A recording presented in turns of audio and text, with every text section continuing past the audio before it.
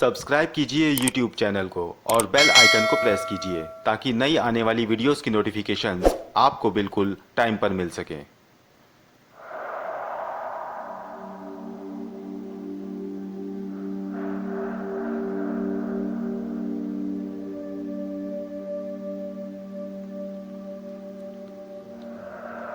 इमाम की लाश में मानो जैसे फिर से जान वापस आ गई थी।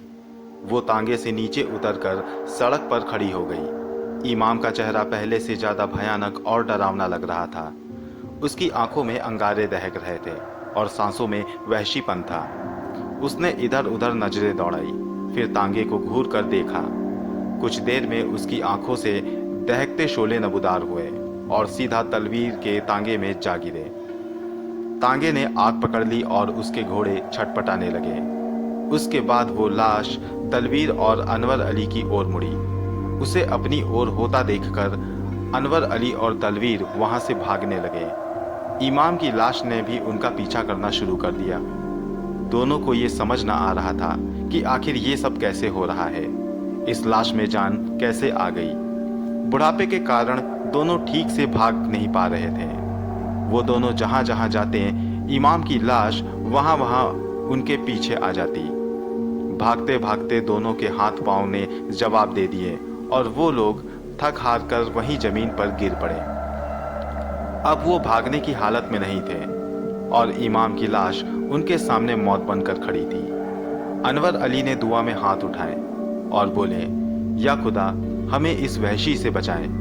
अब हम यहाँ से भाग नहीं सकते हैं। यहाँ हमारी मदद के लिए कोई नहीं है। अब तू ही हमारी मदद कर सकता है मेरे मालिक। अनवर अली खुदा से दुआ कर रहे थे और इधर इमाम की लाश धीरे धीरे उनकी ओर बढ़ रही थी। कुछ कदम चलने के बाद उस लाश ने दोनों को घूरना शुरू कर दिया। उसके देखते ही देखते लाश की आंखों में अंगारे दहकने लगे और धीरे धीरे उसकी आंख के गड्ढों से आग की लपटें निकलने लगी और फिर आग के गोले उसकी आंखों से निकलकर दोनों की ओर बढ़ने लगे। अनवर अली को लगा कि ये उनका आखिरी वक्त है। उन्होंने सोचा कि शायद मौत का फरिश्ता आज उनकी रूह को कब्ज करने के लिए आ चुका है, मगर तभी एक अजीब सा मंजर देखने को मिलता है। वो आग के गोले जो लाश की आंखों से निकलकर अनवर अली की ओर बढ़ रहे थे, वो अपने आप बुझ गए। ये देखकर इमाम की लाश को तेज झटका लगा। वो लाश फिर से अनवर अली की ओर बढ़ी, मगर इससे पहले कि वो उन तक पहुंच पाती, एक गोल रोशनी का गुब्बारा आकर उस लाश से टकराया और वो लाश वहां से छिटक कर दूर जा गिरी। मगर अगले ही पल लाश वापस अपने पैरों पर खड़ी हो गई। लेकिन इस बार इमाम की लाश का ध्यान दूर खड़ी एक परछाई पर गया।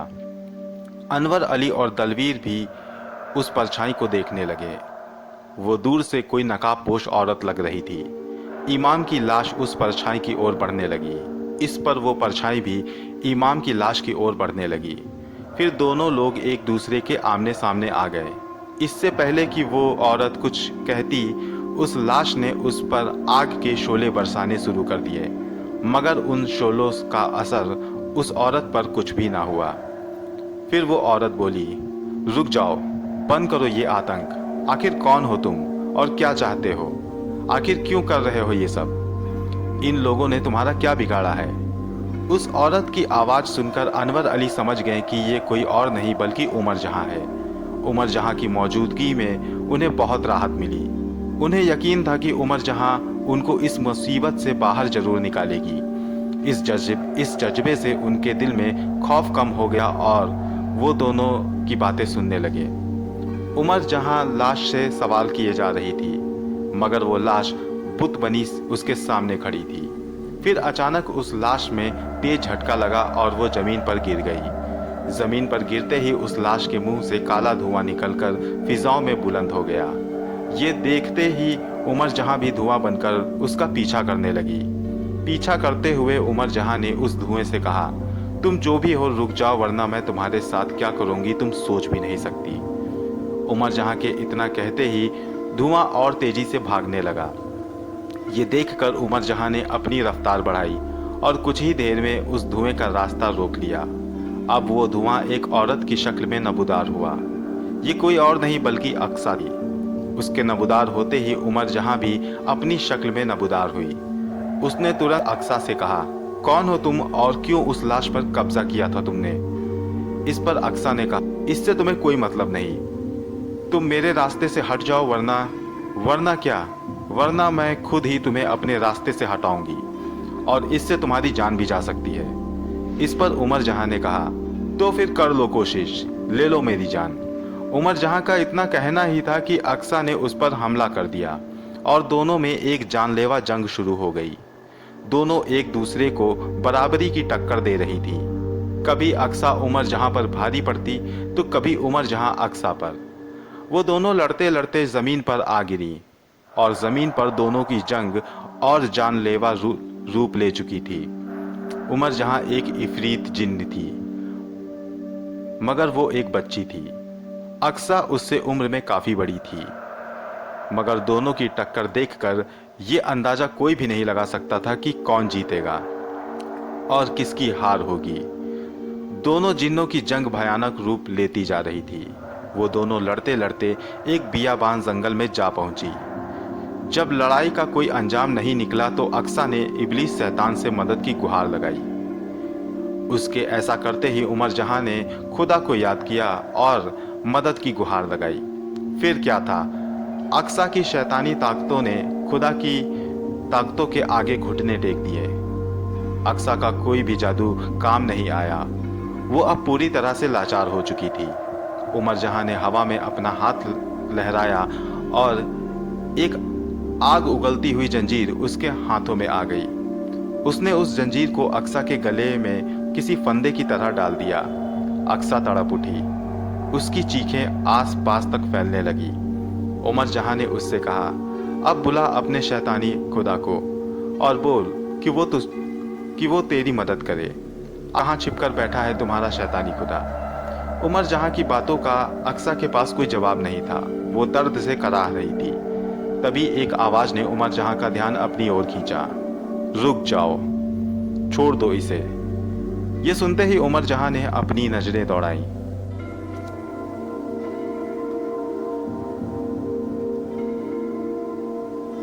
उसने देखा कि कुछ दूरी पर एक बुजुर्ग खड़े हुए उसे देख रहे हैं। सफेद लिबास और लंबी दाढ़ी वाले ये बुजुर्ग कोई बड़े आलिम मालूम पड़ते थे, क्योंकि कोई साधारण इंसान किसी जिन्न को नहीं देख सकता था। मगर उन्होंने उमर जहां और अक्सा को देख लिया था। उन्हें देखकर उमर जहां को उनकी रूह की पाकीजगी का एहसास हो रहा था। वो उमर जहां के करीब आकर बोले, इसे छोड़ दो बेटी। इस पर उमर जहां ने कहा, मगर ये एक शैतान है। ये शैतान को अपना खुदा मान चुकी है। इस पर उन बुजुर्ग ने कहा, मुझे पता है बेटी, मगर इसे छोड़ दो। मैं इससे कुछ सवालात करना चाहता हूँ। मगर आप हैं कौन? उमर जहां ने बड़ी नरमी से पूछा तो उन्होंने कहा, मैं नूर बख्श हूँ। दुनिया से दूर मैं खुदा की इबादत में मशरूफ रहता हूँ। तुम दोनों की लड़ने की आवाज़ें मैंने सुनी तो मैं यहाँ पर आ गया। आखिर तुम लोग लड़ क्यों रहे हो? इस पर उमर जहां ने कहा, क्योंकि ये दो इंसानों का कत्ल करने वाली थी। मैंने ये गुनाह करने से इसे रोका तो ये भागने लगी। फिर मैंने इसका पीछा किया।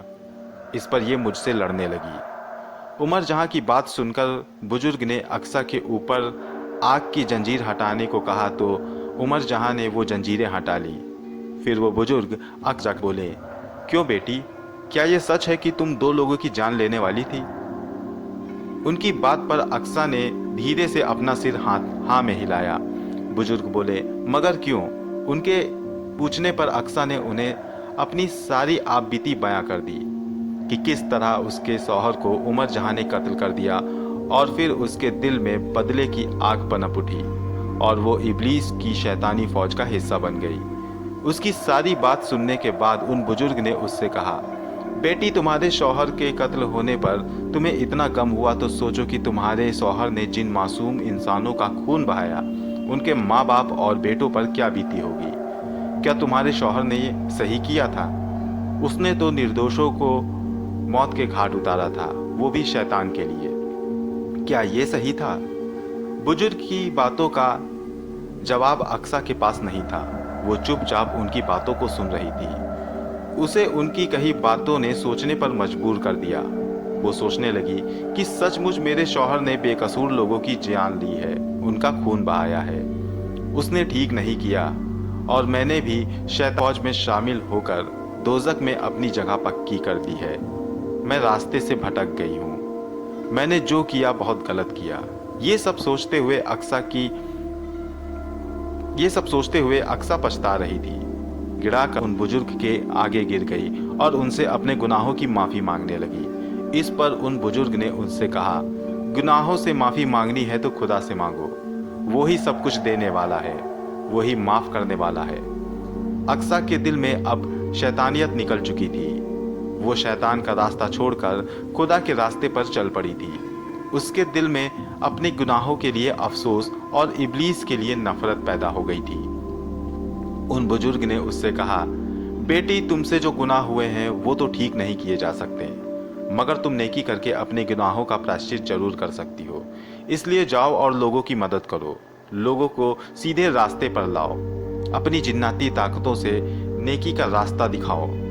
जो भटके हैं उन्हें सच्चे रास्ते पर लाओ। खुदा तुम्हारे गुनाहों से तुम्हें माफी देगा। इस जगह से अक्सा अब पूरी तरह बदल चुकी थी। उसने उमर जहां से भी माफी मांगी। उमर जहां ने उसे अपने बारे में सब कुछ बताया कि यही वो उमर जहां है जिसने उसके शौहर का कत्ल किया था। मगर अब अक्सा को उमर जहां से कोई शिकायत नहीं थी। वो दिल में खुदा का नाम बसाकर वहां से निकल पड़ी, लोगों की रहनुमाई करने, लोगों को सच्चे रास्ते पर चलाने। घटना उमर जहां और उन बुजुर्ग के लिए बहुत कीमती थी, क्योंकि किसी भटके को सीधे रास्ते पर लाना बड़ी नेकी का काम होता है। उमर जहां ने उन बुजुर्ग को सलाम किया और वहां से अनवर अली के पास चली गई। अनवर अली और दलवीर इमाम की लाश के पास बैठे हुए थे। उमर जहां ने दूसरा तांगा लाकर इमाम की लाश को घर तक पहुंचाने में दोनों की मदद की। फिर इमाम की लाश को पूरे तौर तरीके के साथ दफनाया गया। अनवर अली ने खुदा का शुक्रिया अदा किया कि उसने उमर जहां को उनके घर भेजा। अगर वो उनकी जिंदगी में ना होती तो आई हुई मुसीबतों से उन्हें कोई भी बचा ना पाता। उमर जहां उनके परिवार का एक हिस्सा बन चुकी थी। सभी लोग उससे सुखी रहते थे। अनवर अली की बेगम रजिया की भी शिकायतें उसके लिए कम हो चुकी थीं, मगर वो अभी भी पूरी तरह से उमर जहां पर भरोसा नहीं करती थी। उन्हें आज भी इस बात का डर सताया करता था कि कहीं उमर जहां कोई चोर या डकैत के गिरोह से ना हो। इसलिए वो अपने तौर पर उस पर नजर रखा करती थी। एक दिन घर के सभी बच्चे और बड़े खरीद फरोख्त के लिए घर से बाहर गए हुए थे। घर पर सिर्फ उमर जहां और रजिया थी। अनवर अली भी इलाज के सिलसिले से बाहर गए हुए थे। घर में अकेली उमर जहां रसोई में खाना पका रही थी और रजिया अपने कमरे में आराम फरमा रही थी। तभी उनकी नज़र थोड़ी दूर पर रखी हुई एक किताब पर पड़ी। रजिया उस किताब को पढ़ने के इरादे से उठाने के लिए पलंग से उतरी। वो उस किताब के पास पहुंची तो उसकी नज़र सामने की खिड़की के बाहर रसोई में बैठी उमर जहां पर पड़ी। तो वो ये देखकर काफ़ी हैरान रह गई कि उमर जहां चूल्हे से बाहर बिखरे हुए जलते कोयले के टुकड़ों को बड़े आराम से अपनी हथेली में उठाकर वापस चूल्हे में डाल रही थी। ये नज़ारा देखकर रजिया को अपनी आंखों पर यकीन न हुआ। वो चुपचाप अपने पलंग पर वापस आकर बैठ गई और सोचने लगी कि आखिर ये कैसी लड़की है जो आग से ऐसे खेल रही है कि मानो वो कोई आग नहीं बल्कि कोई मामूली ईंट या पत्थर हो। रजिया अभी ये सोच ही रही थी कि तभी उसके कानों में आवाज़ पड़ी, खाना लीजिए। ये सुनकर रजिया एकदम से चौंक गई। उसके सामने उमर जहां थी। वो हाथ में थाली और गिलास लिए हुए रजिया के सामने खड़ी थी। रजिया ने उससे खाना रखने को कहा तो वो थाली गिलास रखकर वापस रसोई में चली गई। रजिया खाना खाने लगी, मगर उसका ध्यान उमर जहां पर ही था। खाना खाकर उसने थाली और गिलास जूठे बर्तनों के पास रख दिए और वापस अपने कमरे में आकर बैठ गई। इस घटना के बाद रजिया को उमर जहां कुछ अजीब सी लग रही थी।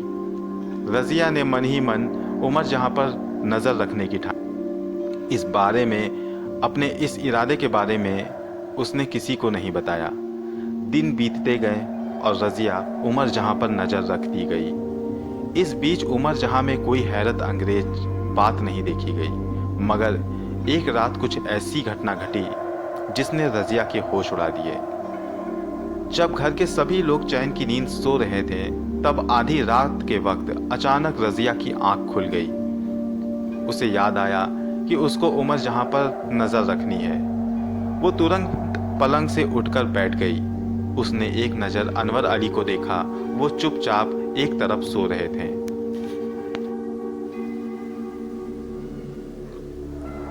उन्हें सोता देखकर रजिया दबे पांव पलंग से उतरी और धीरे धीरे अपने कमरे की खिड़की के पास आकर खड़ी हो गई। वहां आते ही रजिया के कानों में एक पुरजरार आवाज पड़ी, जो उमर जहां का नाम आहिस्ता आहिस्ता से पुकार रही थी।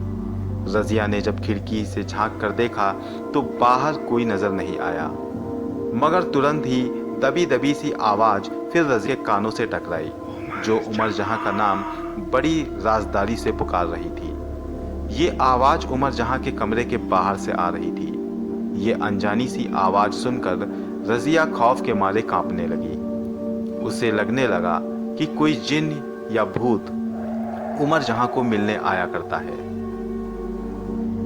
दोस्तों, ये कहानी जारी है। इस कहानी का अगला भाग मैं जल्द आपके पास लेकर आऊंगा।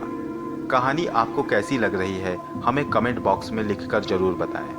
अगर आपके पास भी जिन या भूत से संबंधित कोई कहानी है और अगर आप चाहते हैं कि मैं आपकी कहानी को अपनी आवाज़ दूं, तो हमें ज़रूर बताएं। मिलता हूं अगली बार, तब तक के लिए गुड बाय।